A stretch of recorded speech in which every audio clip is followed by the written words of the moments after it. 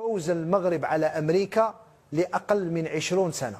علي بن شيخ كنا نتوقع خسارة المغرب أمام أمريكا، ولكن المنتخب المغربي لأقل من 20 سنة قدم أداء عالمي أمام أمريكا. المغرب عندهم لاعبين عالميين ومدرب عالمي. علي بن شيخ علاش المنتخب المغربي لأقل من 20 سنة وصل لهذا المستوى العالمي بمقابل ضعف منتخبنا الوطني الجزائري، خصوصا بعد فوز المنتخب المغربي اليوم. المروك عندهم دراري شفتهم كشي يلعبوا هكذا طايرين.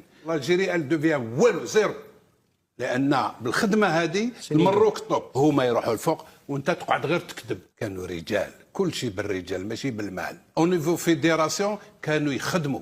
المغرب عندها خزان تاع اللاعبين، وين تروح تشوف تلقى 4 5 ملاح في كاع لي كاتيجوري. علاه ولينا ما نكونوش اللاعبين؟ هانا درنا اكاديميات، هانا درنا امور كثيره، هل لانه الفرق